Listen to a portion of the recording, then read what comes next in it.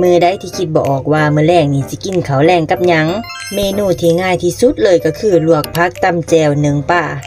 มันเป็นเมนูที่เฮ็ดง่ายแล้วก็บ่ยากบ่ซับบ่ซ้อนอีกต่างหากข้างหม้อขึ้นนึ่งปลาทิ่มไว้แล้วก็สิลวกผักตำแจ่วได้บาดนี้ตำแจ่วมื้อนี้ก็ใส่ผักชีกับบักพริกผงคือเก่าปรุงรสด้วยน้ำปลาแดกชูรสแค่นี้ก็เป็นอันเสร็จแล้วสำหรับแจ่วตำแจ่วแล้วบาดนี้ก็หันลบไปลวกผักต่อ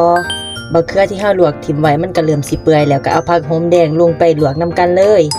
ปิดฟ้าไว้บ่ถึง5 นาทีทุกอย่างก็สุกเฮาก็ตักขึ้นบาดนี้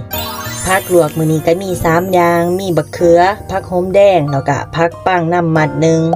ผักที่ลวกง่ายที่สุดก็คือผักปังก็เลยเอามาลวกสุดท้ายหมู่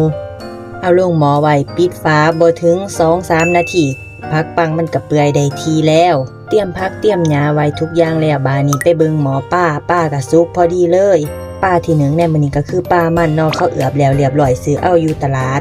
จัดแต่งแบ่งบ่ายผ้าขาวแล้วเรียบร้อยบาดนี้มาเด้อทุกคนมากินข้าวแลงนำกัน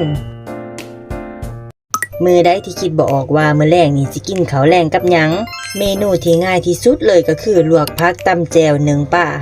มันเป็นเมนูที่เฮ็ดง่ายแล้วก็บ่ยากบ่ซับบ่ซ้อนอีกต่างหากข้างหม้อขึ้นนึ่งปลาทิ่มไว้แล้วก็สิลวกผักตำแจ่วได้บาดนี้ตำแจ่วมื้อนี้ก็ใส่ผักชีกับบักพริกผงคือเก่าปรุงรสด้วยน้ำปลาแดกชูรสแค่นี้ก็เป็นอันเสร็จแล้วสำหรับแจ่วตำแจ่วแล้วบาดนี้ก็หันลบไปลวกผักต่อบักเขือที่เฮาลวกทิ่มไว้มันก็เริ่มสิเปื่อยแล้วก็เอาผักหอมแดงลงไปลวกนํกันเลยปิดฟ้าไว้บ่ถึง5 นาทีทุกอย่างก็สุกเฮาก็ตักขึ้นบาดนี้ผักลวกมื้อนี้ก็มี3อย่างมีบักเขือผักหอมแดงแล้วก็ผักปังน้ำมัดหนึ่งผักที่ลวกง่ายที่สุดก็คือผักปังก็เลยเอามาลวกสุดท้ายหมู่เอาลงหม้อไว้ปิดฟ้าบ่ถึง 2-3 นาทีผักปังมันก็เปื่อยได้ทีแล้วเตรียมผักเตรียมหญ้าไว้ทุกอย่างแล้วบาดนี้ไปเบิ่งหมอป้าก็สุกพอดีเลยป้าที่หนึ่งในมื้อนี้ก็คือป้ามันเนาะเขาเอือบแล้วเรียบร้อยซื้อเอาอยู่ตลาดจัดแต่งแบ่งบ่ายผ้าขาวแล้วเรียบร้อยบาดนี้มาเด้อทุกคนมากินข้าวแลงนำกัน